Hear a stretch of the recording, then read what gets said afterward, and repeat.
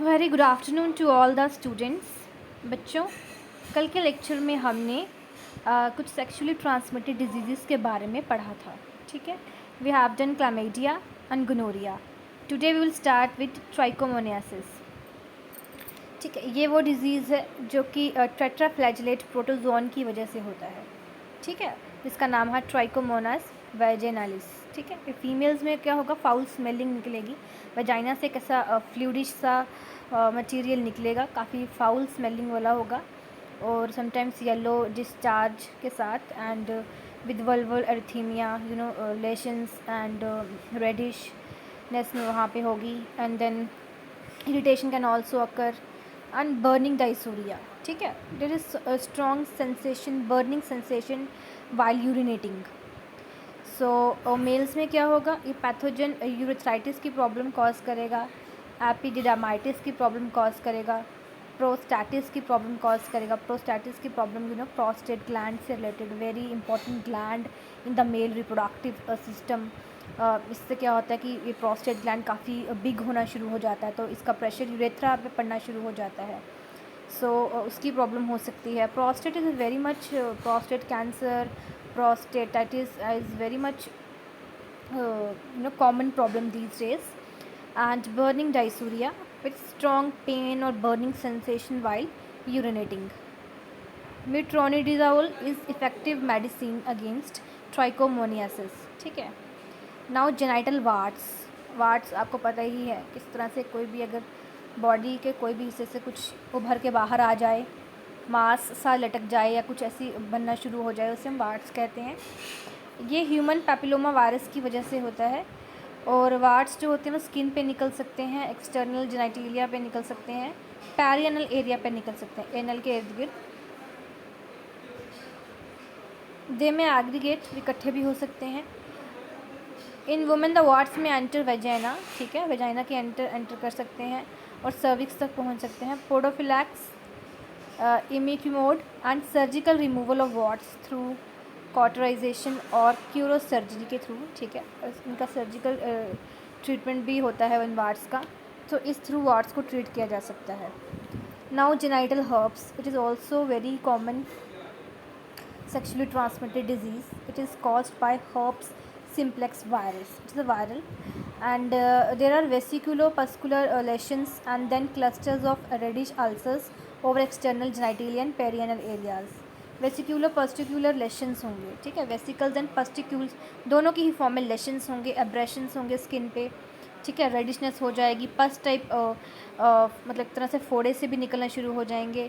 Then ulcers समझते हैं ना आप सब, अल्सर्स इकट्ठे हो जाएंगे रेडिश क्लस्टर्स में, ये जेनाइटेलिया और पैरी एनल एरिया में इकट्ठा हो जाएगा ये सब। और swelling of inguinal lymph nodes, pain, vaginal and urethral discharges, dysuria, headache and malaise. Medicine हैं इसकी ए साइक्लोविर एंड वेलासाइक्लोविर एंड फेमिसाइक्लोविर। ठीक है,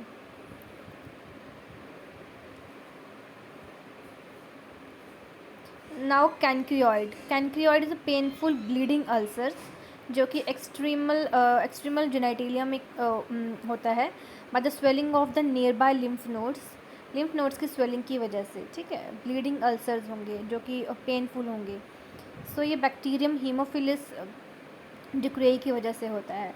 सो ड्रग्स जो ट्रीटमेंट है, जो मेडिसिन इस ट्रीटमेंट में यूज़ होती हैं, वो आपकी कॉमन एंटीबायोटिक्स ही आप कर सकते हैं, like एथ्रोमाइसिन, ciprofloxacin and ceftriaxone. Syphilis, it is also a very dangerous and very common sexual disease. It is caused by Spirochetes treponema pallidum. ठीक है, इस की वजह से होता है। And indurated infectious but painless primary ulcer, पहले पेनलेस प्राइमरी अल्सर और कैंकर डेवलप होगा, अल्सर टाइप डेवलप होगा जेनाइटल्स पे। ठीक है, जेनाइटल एरिया में लिम्फ नोड स्वेल हो जाएंगे और जैसे ही प्राइमरी अल्सर हील होना शुरू हो जाएगा, skin lesions, ulcers, rashes, swollen joints, flu like illness महसूस होगी। ठीक है, और हेयर लॉस होना शुरू हो जाएगा सेकेंडरी स्टेज में। देन उसके बाद क्या होगा, टर्शियरी स्टेज में क्रॉनिक अल्सर्स डेवलप हो जाएंगे नोज़ में, लेग रीजन में और पैलेट्स में। And due to damage to internal organs भी काफ़ी सारे डैमेज हो जाएंगे और पेनिसिलिन और टेट्रासिलिन जो हैं वो इफेक्टिव ड्रग्स हैं इस बीमारी के against. Now coming to the point, infertility. What do you mean by infertility? Infertility is basically that sterile condition in which the one that couple is failure to conceive. ठीक है, fertility जो होती है उसमें क्या होता है, वन फर्टिलाइजेशन के बाद one is able to conceive. कोई भी कपल है, फर्टाइल कपल कौन सा होता है, जो कंसीव कर सके। ठीक है, that can when be achieve babies. But infertility is that failure to conceive 1-2 years of regular unprotected sex है विदाउट एनी डिवाइस। अगर आप अनप्रोटेक्टेड सेक्स कर रहे हैं फिर भी 1-2 years के बाद भी आप कंसीव नहीं कर पा रहे हैं, that means there is some defect or disorder in the body of the couple, इधर मेल और इधर फीमेल, या फिर दोनों में भी हो सकता है। ठीक है, the term is not a synonym of sterility which means complete inability to produce offsprings. ठीक है, टोटली हम इसको स्टेराइल नहीं कह सकते हैं, क्योंकि स्टेराइल वो होते हैं जो टोटली कुछ रिप्रोड्यूस ही ना कर सकें। ठीक है, infertility can best be defined as relative sterility. It can be defined as relative sterility, a relative to sterility, and it is of two types. दो तरह की होती है, एक प्राइमरी और एक सेकेंडरी। प्राइमरी ये है, it can be prevented through, primary आपकी फर्टिलिटी ये है कि इसमें क्या होगा कि जब पेशेंट्स जो कभी कंसीव किए ही नहीं हैं, जिनके कोई बच्चे हैं ही नहीं, ठीक है, टोटली दे आर कंसीव, उनके बच्चे हो ही नहीं सकते हैं। और सेकेंडरी फर्टिलिटी वो है कि उनके पास उनके 1-2 बच्चे हैं पहले, बट जो नेक्स्ट टाइम कुछ वो कंसीव करने जा रहे हैं, बट कुछ ऐसी प्रॉब्लम्स हैं जिनकी वजह से वो कंसीव नहीं कर पा रहे हैं, क्योंकि फ़र्स्ट प्रेगनेंसी के बाद कुछ ना कुछ बॉडी में चेंजेस आते ही हैं। सो उन चेंजेस की वजह से कुछ मेल्स में या फीमेल्स में या दोनों में कुछ ऐसे डिफेक्ट्स आ चुके हैं कि वो कंसीव नहीं कर पा रहे हैं। सो मेल्स में जो फर्टिलिटी होती है उसको इस तरह से डिस्क्राइब किया गया हुआ है कि जब कॉपुलेशन के टाइम पे जब सीमेन इजैकुलेट निकलता है या वजाइना में डाल दिया जाता है, सो वो ejaculate near about 3 to 4 millilitre होता है, और उसमें near about 200 million of sperms होते हैं, मोस्टली मोटाइल होते हैं। और फ्रक्टोज जो है वो उन्हें एनर्जी प्रोवाइड करता है, उन्हें इतना मोटाइल बनाता है ताकि वो मतलब इजीली स्विम कर सकें, वजाइना से होके फैलोपियन ट्यूब तक पहुंच सकें। और फ्लूइडिटी जो कि वजाइना वाले में डिपॉजिट होती है ताकि वो इजीली फ्लो कर सकें, स्विम कर सकें। तो कुछ ऐसा डिफेक्ट हो जाए कि स्पर्म काउंट कम हो जाए। ठीक है, सीमेन में जो जैसे 200 मिलियन से भी ज़्यादा स्पर्म्स होंगे, कम हो जाए स्पर्म के स्ट्रक्चर में कुछ ऐसा फ़र्क आ जाए। Like we have known that उनकी फ्लैजिला होता है जो उनको ईजिली स्विम करने में हेल्प करता है, फ्लैजिला इतना स्ट्रॉन्ग नहीं है। स्पर्म मोटेलिटी, और स्पर्म इतना मोटाइल नहीं है, उनका काउंट कम है। Seminal fluid leads to infertility. ठीक है, इनफर्टिलिटी, सेमिनल फ्लूइड इतना स्ट्रॉन्ग नहीं है। ठीक है, so low sperm count is called as oligospermia, while absence of sperm is known as azoospermia. Low sperm motility is called as asthenozoospermia, while defective sperm morphology is known as teratozoospermia. ठीक है, सो ये इनके नाम हैं कि अगर sperms का count low होगा तो उसे हम ओलिगोस्पर्मिया कहेंगे, और अगर स्पर्म्स मतलब नियर और एब्सेंट ही हैं तो उन्हें हम कहेंगे एजोस्पर्मिया। अगर उनका मोटिलिटी काफ़ी कम है तो उन्हें हम कहेंगे एस्थीनोजूस्पर्मिया। अगर स्पर्म्स की मॉर्फोलॉजी डिफेक्टिव है, ठीक है, डिफेक्ट्स हैं कोई किसी तरह के, तो उससे हम क्या कहेंगे, टेराटोजूस्पर्मिया। सो बहुत सारे ऐसे रोल्स हैं लाइक क्रिप्टोकॉर्डिज्म। ठीक है, क्रिप्टोकॉर्डिज्म में क्या होगा कि टेस्टिस जो होते हैं बच्चों के, जो टेस्टिस जब बच्चा एक बिल्कुल जस्ट बेबी बॉर्न होता है तो उसके टेस्टिस उस वक्त बाद में, बर्थ के बाद में एब्डोमेन से स्क्रोटम पाउच में आ जाते हैं। ठीक है, जो वॉर्म में होता है तो वो एब्डोमेन में होते हैं, बट उनका स्क्रोटम पाउच में नहीं आ पाना, ये भी एक कॉज हो सकता है। टेस्टिस ही नहीं आएंगे तो किस तरह से स्पर्मेटोजेनेसिस होगी। कुछ ऐसा ब्लॉकेज होना वासा डिफरेंशिया या वासा एफ्रेंशिया में, ठीक है, कि स्पर्म इजैकुलेट आगे तक नहीं जा पा रहा है। Ciliary function, sperm motility, autosomal recessive disorders की वजह से। हाई स्क्रोटल टेम्परेचर होना मींस कि बेसिकली स्पर्म्स के मेंटेनेंस के लिए क्या होता है कि जो स्क्रोटम पाउच होता है वो बॉडी से थोड़े बाहर की साइड होता है, मतलब अंदर नहीं होता, it is very near to the body, ताकि टेम्परेचर थोड़ा लोअर रहे बॉडी के टेम्परेचर से। बट कहीं हाई स्क्रोटल टेम्परेचर होना जिससे स्पर्म सारे टोटली डिस्ट्रॉय हो जाएंगे। Infections like mumps after puberty और अल्कोहलिज्म, ठीक है, क्लाइंट-फिंटर सिंड्रोम, गोनाडोट्रोपिन डेफिशिएंसी, ये सब इस टाइप की जो डिजीज़ हैं वो सब डिस्ट्रॉय करती हैं। कुछ ड्रग्स ऐसी, sperms high in vagina due to development of ejaculatory defects, low fructose content, fructose का कंटेंट लो होगा तो स्पर्म इजीली उनको एनर्जी नहीं मिल पाएगी, ठीक है। High prostaglandins and high viscosity and low volume of ejaculate led to the male infertility, ये male को इनफर्टाइल बनाते हैं, so that can not conceive the babies. अब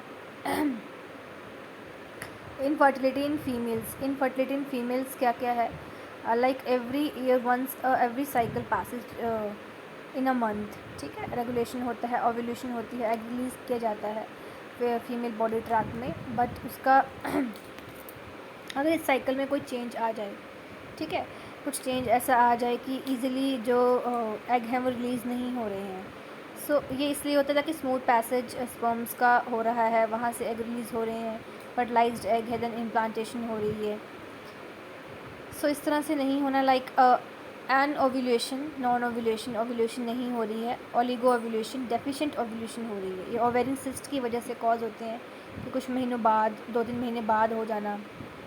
सो deficient dysfunction of hypothalamus pituitary complex, hypothalamus और pituitary complex अगर इतने अच्छे, क्योंकि हाइपोथैलेमस एंड पिट्यूटरी ग्लैंड्स ही हैं जो सारा कंट्रोल कर रहे हैं हार्मोन्स को, whether they are gonadotropin hormones, LH LSH, so उनका कुछ उनमें डिसफंक्शन आ जाना, ओवेरियन सिस्ट डेवलप हो जाना, ठीक है। कॉर्पस ल्यूटियम की इनएडुकेट ग्रोथ, जिसकी वजह से प्रोजेस्टेरॉन जो है उसमें फ़र्क आ जाता है, प्रोजेस्टेरॉन ही हालांकि कंसीव करने में हेल्प करती है। So ovum is not liberated but remains trapped inside the follicle, ovum liberate ही नहीं हुआ है, फॉलिकल के अंदर ही है, तो वो ओव्यूलेशन चाहे जैसे भी हो, देन क्या चीज़ रप्चर्ड होगी और मेंस्ट्रुएशन के टाइम पे होगी। फैलोपियन ट्यूब में fall to pick up ovum, fallopian tube में उसके सिलरी या उसकी इतनी मोटिलिटी नहीं है, या सीलिया या ल्यूमेन ब्लॉक्ड हो गया है कि जो ओवम रिलीज हुआ है वो पिक नहीं कर सकती। सो बहुत सारे ऐसे डिफेक्ट्स हैं। फाइब्रॉइड यूट्रस के भी काफ़ी एग्जांपल है कि यूट्रस वाली साइड वहाँ पे काफ़ी सारे फाइब्रोसिस इकट्ठे हो जाएंगे, लाइक जो कि काफ़ी ज़्यादा pain and in bleeding of the blood, इस चीज़ में वो उनका रोल प्ले होगा। डिफेक्ट्स इन सर्विक्स में कोई डिफेक्ट आ जाना, congenital elongation and defective vaginal growth, ये भी काफ़ी ज़्यादा इशू है। सो ट्रीटमेंट में क्या होगा, अल्कोहल अवॉइड करें, high and warm and garments ना पहने, एंड कोल्ड स्क्रोटल बाथ, ये सब हो सकते हैं मेल्स में, and folic acid improvement, oligospermia, use of clomiphene citrate daily a month for 3, मतलब ये कुछ इनकी मेडिसिन की डोजेज़ हैं कि किस तरह से हो सकता है। Alternate testosterone is provided orally,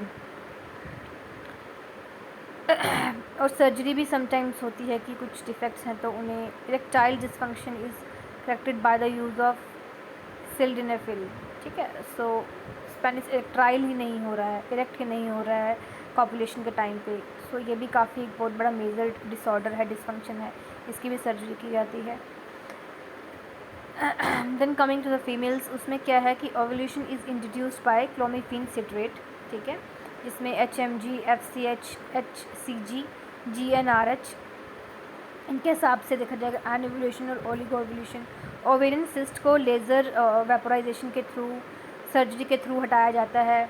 tubal and uterine defects को सर्जरी के थ्रू ठीक किया जाता है, ठीक है। So dexamethasone is use to correct antisperm antibodies को इसके थ्रू ठीक किया जाता है सर्विकल म्यूकस में, and antibiotics are given for treating infections, ताकि ऐसा ना हो कि अगर एंटीस्पर्म्स एंटीबॉडीज़ वहाँ पे रहेंगी तो स्पर्म्स ऊपर नहीं पहुँच पाएंगे। सो नाउ टेक्निक्स आर, कुछ ऐसी टेक्निक्स, इन ट्रीटमेंट्स को छोड़ के कुछ ऐसी टेक्निक्स भी हैं कि वेल डिफाइंड टेक्निक्स आज की टेक्नोलॉजी के हिसाब से जो क्या करती हैं कि कंसीव करने में हेल्प कर सकती हैं हम, ठीक है। सो सो उसमें ART असिस्टेड रिप्रोडक्टिव टेक्नोलॉजीज़ हैं। ART is a group of special techniques. ये एक ग्रुप है स्पेशल टेक्निक्स का, जो कि that can help in reproduction infertile couples. Infertile couples में रिप्रोडक्शन की हेल्प कर सकती है for retrieving oocytes from the ovary और sperms from the testis. Okay, so इसमें क्या है कि आर्टिफिशियल इंसेमिनेशन हो सकती है, डेवलपमेंट ऑफ एम्ब्रियो हो सकती है, बहुत सारी डिफरेंट टेक्निक्स हैं like AIT, IVF, ET, GIFT, ZIFT, ये सारी इंपॉर्टेंट हैं। Now AIT, artificial insemination brought about by the husband semen. इसमें क्या होगा कि जो मेल होगा उसका सीमेन लिया जाएगा, ठीक है, आर्टिफिशियल इंसेमिनेशन में उसको वॉश करके सेंट्रीफ्यूगेशन मशीन में सेंट्रीफ्यूगेट करके, ताकि कंसंट्रेशन सिर्फ मोटाइल स्पर्मेटोजोआ की हो, और जितने भी मोटाइल स्पर्मेटोजोआ हैं वो बीच में इकट्ठे हो जाएंगे। देन 0.3 ml ऑफ सीमन वहाँ से एटलीस्ट निकाल दिया जाएगा, और उसमें कम से कम एटलीस्ट 1 मिलियन स्पर्म्स चाहिए होते हैं। देन वो सीमन जो है वो आर्टिफिशियली फीमेल वजाइना में इंट्रोड्यूस करवाया जाएगा, या फिर यूट्रस में इंट्रोड्यूस करवाया जाएगा। इसे हम कहते हैं intra uterine insemination, IUI। Now AID, artificial insemination donor is required where husband sperms are defective. Artificial insemination donor अगर पहले तो ये था कि मतलब आर्टिफिशियल इंसेमिनेशन AIH इसलिए थी कि अगर मतलब इतने मोटाइल स्पर्मेटोजोआ नहीं है, बट यहाँ पे ये है AID में ये है, आर्टिफिशियल इंसेमिनेशन डोनर में ये है कि टोटली वहाँ पे मतलब टोटली स्पर्म से डिफेक्टिव है। सो हमें कोई डोनर चाहिए जो डोनेट करे, एंड देन उसके बाद वहाँ पे एक सीमन बैंक होता है जहाँ पे काफ़ी लो टेम्परेचर में सीमेंस को फ्रोज़ करके रखते हैं। एंड वहाँ से क्या होता है कि एक semen bank is operated by the artificial insemination centres. जितने भी आर्टिफिशियल इंसेमिनेशन सेंटर्स हैं जहाँ पे ये काम होता है, वहाँ पे उन्होंने सीमन बैंक सीड्स ये सब इकट्ठे किए रखे होते हैं। देन फिर उसके बाद क्या होता है कि siemens of different ethnic groups, जिनका अलग अलग ब्लड ग्रुप्स है RH फैक्टर के हिसाब से, सभी के फ्रॉम डिफरेंट एथनिक ग्रुप्स सभी के सीमेंस कलेक्ट करके रखे होते हैं फ्रोजन स्टेट में। So in future the demand is fulfilled. Surrogate mother, इसमें क्या होता है, एक wife is unable to bear the child due to the defective uterus. Defective uterus की वजह से कंसीव नहीं हो पा रहा है, सो कोई एक और सरोगेट मदर को हायर किया जाता है ताकि वो अपने यूट्रस में चाइल्ड को बियर कर सके थ्रू IVF ET टेक्निक, ठीक है। सो ये IVF ET टेक्निक क्या है? IVF और in vitro fertilisation is the technique of fertilisation carried out in a glass container. ये वो टेक्निक है फर्टिलाइजेशन की जो ग्लास कंटेनर में होती है, ठीक है। इसको ग्लास कंटेनर में किया जाता है outside the body of the mother की बॉडी के आउटसाइड। इसमें क्या होता है कि जैसे कि जो IVF जो है, इन विट्रो फर्टिलाइजेशन जो है, ग्लास का कंटेनर होगा कल्चर मीडियम में और मदर की बॉडी के बाहर, और ET is embryo transfer of implantation, ठीक है। Embryo transfer of implantation of very young embryo, जब जस्ट अभी फर्टिलाइजेशन हुई है और वो काफ़ी यंग एम्ब्रियो है, उसको ट्रांसफ़र कर देंगे, उसकी इम्प्लांटेशन कर दी जाएगी यूट्रस में ऑफ द मदर, ठीक है। IUT और इंट्रा यूट्राइन ट्रांसफ़र टेक्निक सबसे पहले ये Patrick Steptoe and Robert Edwards of UK in 1978 में ये डिस्कवर्ड हुई थी, और first successful trial of this technique was carried out in India by Indira Hinduja in 1986 in Mumbai and Baidyanath Chakravarty in 1986 in Kolkata, ठीक है। सो इंडिया में भी ये फर्स्टली ये टेक्निक्स तब हुई थी। और IVF ET के बहुत सारे स्टेप्स हैं जो हम मतलब अभी पढ़ने जा रहे हैं। सो IVF ET को हम टेस्ट ट्यूब बेबी भी कहते हैं, जो कि बाहर मतलब टेस्ट ट्यूब में एक तरह से फॉर्म होता है। So induction of super ovulation drugs, ऐसी मेडिसिन और ऐसी ड्रग्स से इंजेक्ट किया जाता है कि वो मदर में क्या करें कि सुपर ओव्यूलेशन और डेवलपमेंट ऑफ सेवरल ओवास, बहुत सारे ओवास डेवलप किए जाते हैं, और बहुत सारे डिफरेंट ड्रग्स हैं like clomiphene citrate plus human menopausal gonadotropin, ठीक है। Clomiphene citrate plus pure FSH ये ड्रग्स क्या करती हैं, बहुत सारे oocytes को ग्रो करने में हेल्प करती हैं ताकि वो ग्राफिन फॉलिकल्स में बन जाएं। Ultimately graafian follicles healthy corpus luteum में बन जाएंगे और फिर ओवम बाहर आ जाएगा। फिर उसके बाद फॉलिकुलर ग्रोथ होती रहती है। Growth of follicle is observe by sonography. ठीक है, serum oestradiol estimation is made. The follicle size reaches more than 18 millimetre diameter and serum estradiol level more than 250 per follicle. ठीक है, जैसे जैसे फॉलिकल साइज इंक्रीज करता जाता है, 18 millimetre ज़्यादा हो जाता है, तो जो सीमन एस्ट्राडोल है उसे 250 ml पर फॉलिकल के हिसाब से तैयार किया जाता है और फिर उसके बाद इंजेक्ट किया जाता है intramuscularly. The latter is not given if estradiol level is more than 2500 pg और मिलीलीटर पर फॉलिकल। ठीक है, इससे कम कम ही होनी चाहिए। oocyte रिट्राइवल क्या होता है, नियरली 36 आवर्स, जैसे HCG के बाद 36 आवर्स के बाद क्या होगा,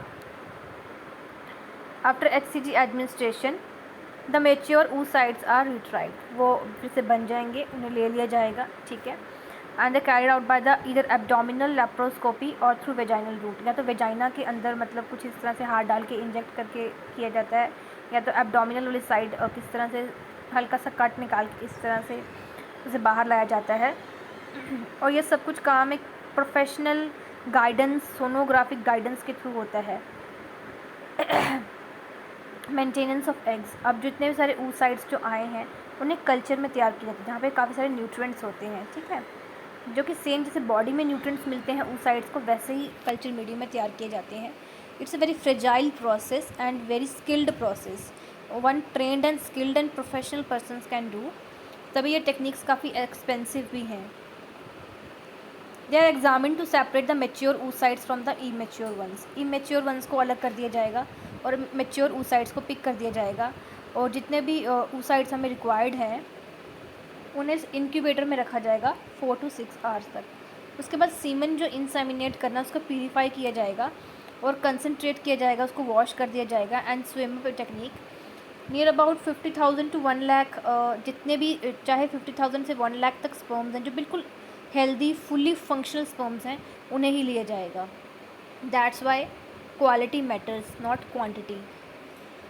फर्टिलाइजेशन, प्यूरिफाइड सीमेंट जो है वो मेच्योर रिट्राइव्ड oocytes पे उनको प्योर किया जाएगा।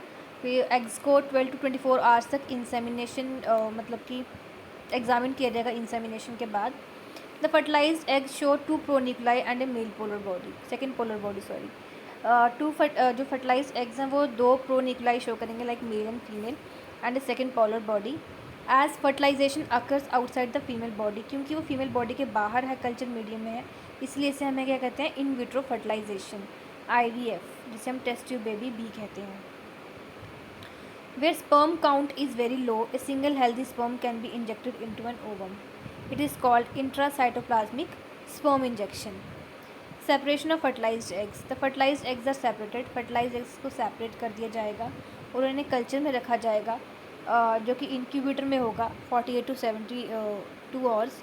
और इसी पीरियड के दौरान क्या होगा, फर्टिलाइज्ड एग्स में क्लीवेजेस होंगी और near about 4 to 8 cell stage तक वो पहुंच जाएंगे। लाइक हम पढ़ते थे ना, आम्ब्रियो के बाद क्लीवेजेस होती है, morula, blastula and gastrula. 2 to 3 fertilized 4 to 8 celled ova जो पिक कर दिए जाते हैं in a fine flexible tube, ठीक है, ट्यूब में। They are placed close to the fundus in the uterine cavity through the cervix, उन्हें यूट्राइन कैविटी के बिल्कुल सर्विक्स फंडस के पास रख दिया जाएगा। Excess fertilized oocytes are cryopreserved for in case of implantation failure, और जितने भी सारे oocytes हैं जो वो सारे oocytes फर्टिलाइज हो चुके हैं उन्हें रखा जाएगा कि अगर इम्प्लांटेशन फेल हो जाए तो उन्हें यूज़ कर दिया जाएगा। Luteal phase support, progesterone, progesterone we know pregnancy hormone, इस progesterone is provided to the would be mother for the next 14 days. जिस मदर में जिसको मतलब जो मदर है उसको प्रोजेस्ट्रॉन मतलब इस तरह से इंजेक्ट किया जाएगा next 14 days in a dose of 100 mg micronized thrice a day और 50 mg oil injection intramuscularly once a day. एक दिन में 50 mg ऑयल इंजेक्शन वाला मदर को लगा दिया जाएगा। टेस्टिंग ऑफ प्रेगनेंसी,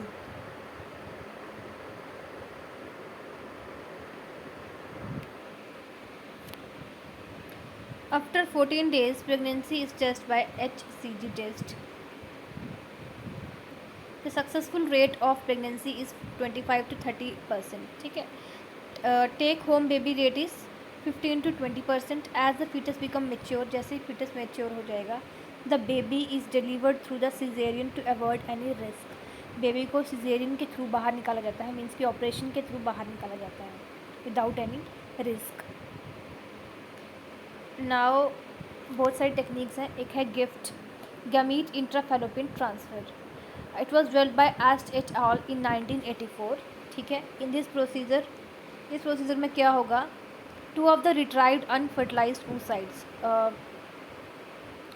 दो अनफर्टिलाइज्ड रिट्राइव्ड oocytes को और जो भी 2 to 5 लाख मोटाइल स्पर्म्स जो होंगे उन्हें फैलोपियन ट्यूब्स में मतलब कि पास ऑन किया जाता है through laparoscope. Fertilization occurs in vivo. Fertilization occur मतलब अंदर मदर की बॉडी में ही होगी. ठीक है. फैलोपियन ट्यूब में ही होगी. सो ये इसलिए है कि अगर समटाइम्स फर्टिलाइजेशन अंदर नहीं हो पाती है, सो या इतने मैच्योर oocytes नहीं हैं और स्पर्म्स इतने इनका कंटेंट इतना मोटाइल नहीं है, सो चूज़ करके उन्हें इस तरह से किया जाता है. ZIFT technique was developed by Devroey et al. Et al का मतलब होता है बाकी जितने भी साइंटिस्ट इस प्रोसेस के साथ हैं. 1986.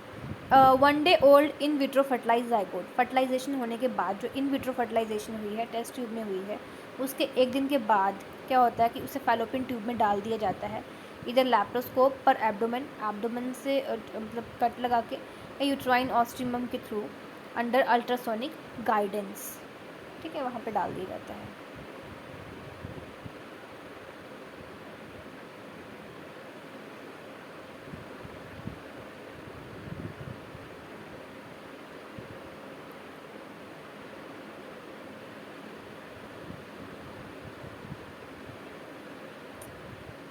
Now IUT intra uterine transfer, जो अर्ली एम्ब्रो है. ठीक है. एटलीस्ट कम से कम 8 ब्लास्टोमेयर से ज़्यादा है, जो कि form from in vitro fertilization, जो कि इन विट्रो फर्टिलाइजेशन से हुआ है, उसे डायरेक्टली ट्रांसफ़र कर दिया जाता है यूट्रस में ताकि और डेवलपमेंट हो.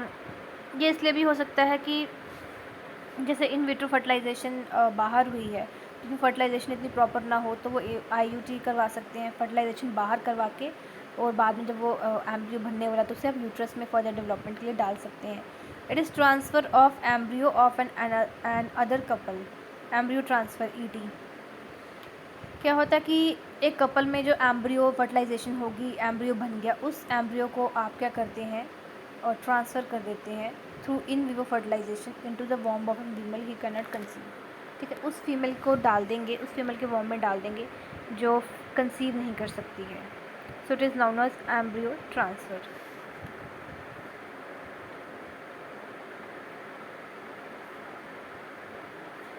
So this is all about the techniques and the methods. और ये सब जितने भी हैं स्पेशलाइज्ड प्रोफेशनल्स, एक्सपेंसिव इंस्ट्रूमेंट्स और केमिकल्स और अंडर सोनोग्राफिक गाइडेंस के थ्रू होते हैं. ऐसे मतलब आम नहीं हो सकते. So they are expensive too. I hope आप सबको ये समझ आ गया हो. हमारा ये टॉपिक टोटली कंप्लीट हो गया हुआ है. So next we will come with a new topic next Thursday. So thank you and God bless you all.